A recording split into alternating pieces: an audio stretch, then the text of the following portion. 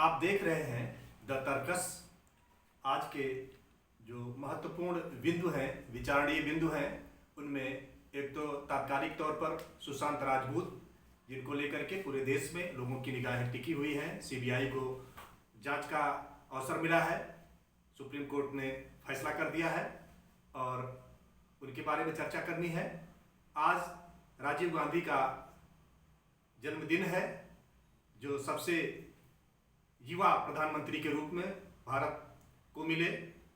और तीसरा, आज नारायण गुरु, जो दक्षिण भारत के एक महान संत, जिन्होंने समाज में समतावादी विचारधारा को स्थापित करने में, समतामूलक समाज बनाने में अपना बड़ा योगदान किया है, इन पर हम आज चर्चा करेंगे। सबसे पहले सुशांत राजपूत के बारे में कि बिहार की धरती से, और बिहार में पटना जो मौर्य वंश का जो शौर्यपूर्ण समय रहा है, उसमें राजधानी के रूप में पाटलिपुत्र नाम से पूरी दुनिया में जानी जाती थी।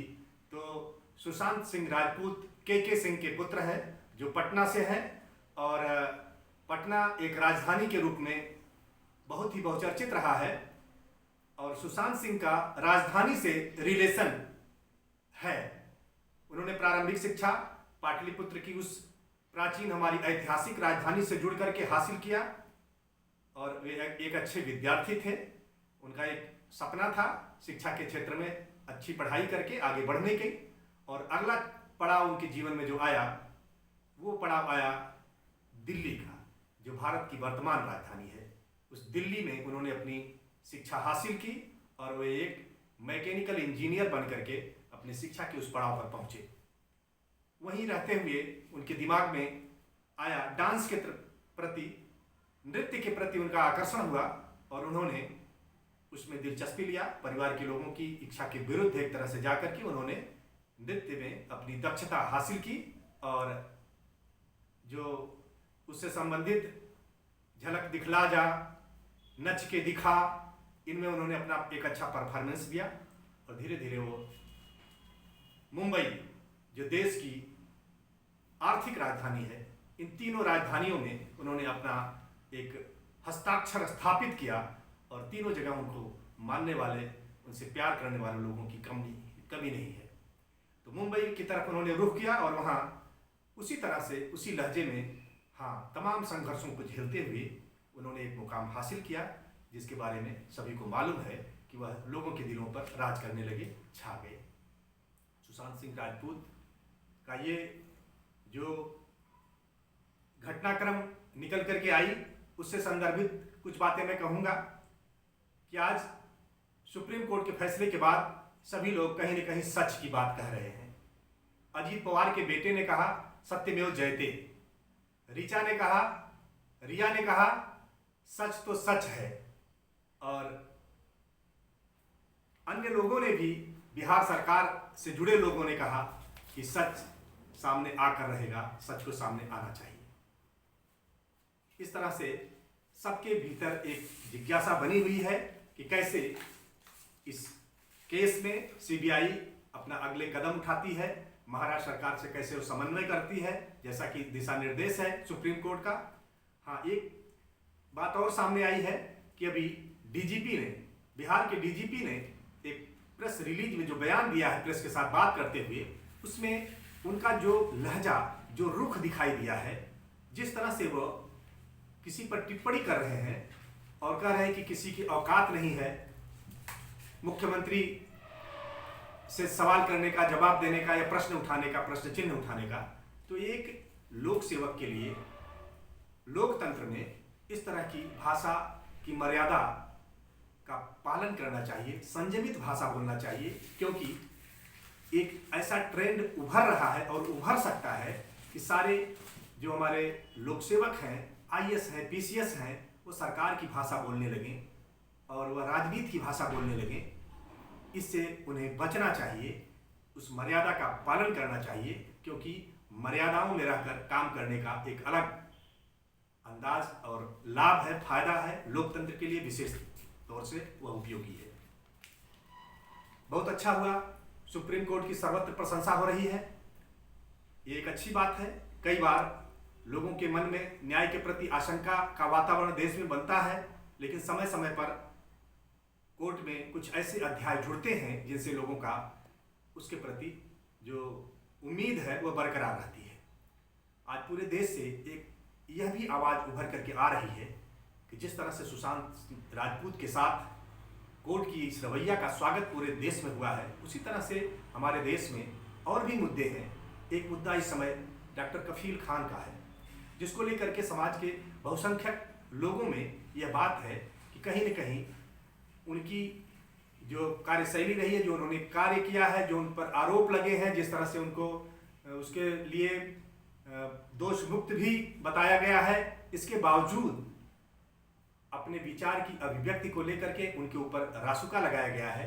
शायद यह थोड़ा जरूरत से ज़्यादा है, ऐसा देश के तमाम लोगों में प्रतिक्रिया आ रही है और उनको बहाल किया जाए, उसको लेकर के लोगों की लामबंदी दिखी और लोग चाहते हैं कि भारत की जो न्यायपालिका है उसका चेहरा एक बार बेहतरीन रूप में पेश हो, सभी समुदायों, सभी वर्गों में एक विश्वास का वातावरण बने।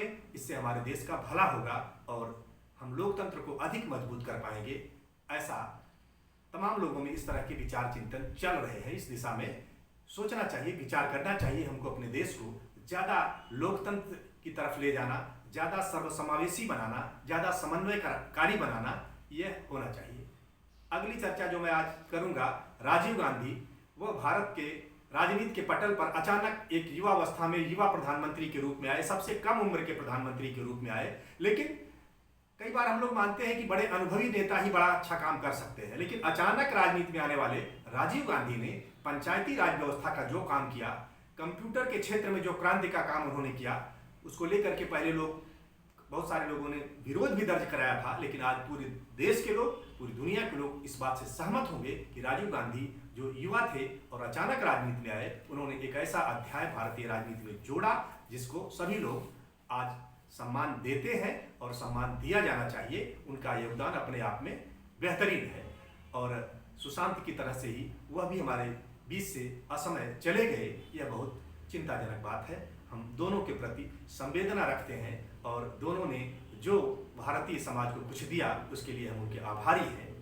तीसरी बात जो मैं आज कहने जा रहा हूँ वह संत नारायण गुरु, केरल के तिरुवनंतपुरम के पास पैदा हुए ये संत 1856 में इनका जन्म हुआ और जैसे जैसे ये पढ़ाई लिखाई में आगे बढ़े, इनकी मेधा बहुत ही उत्कृष्ट रही, उसकी पहचान हुई।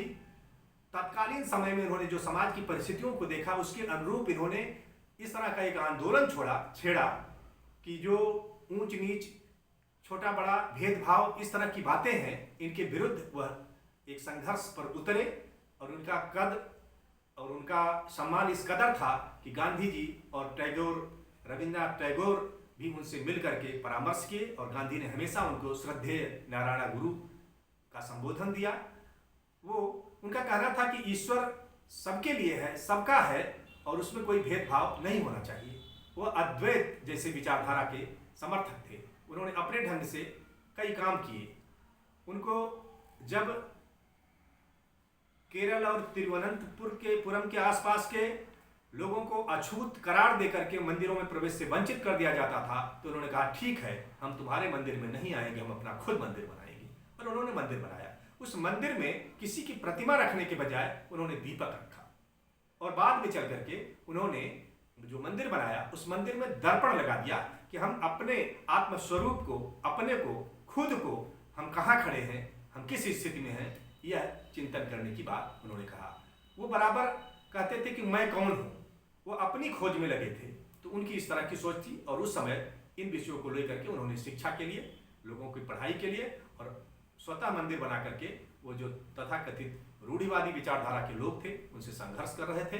और आज वह पूरे समाज में समतावादी महापुरुषों में उनका एक उल्लेखनीय स्थान है। आज पूरा देश उनको नमन कर रहा है। आज उनकी जयंती है, हम उनको सादर नमन करते हैं, उस नारायण गुरु को। उनके प्रति हमारी पूरी संवेदना है। और इसी के साथ आज की बात हम यहीं विराम देते हैं और आप सभी को बहुत बहुत धन्यवाद। द तर्कस की ओर से धन्यवाद।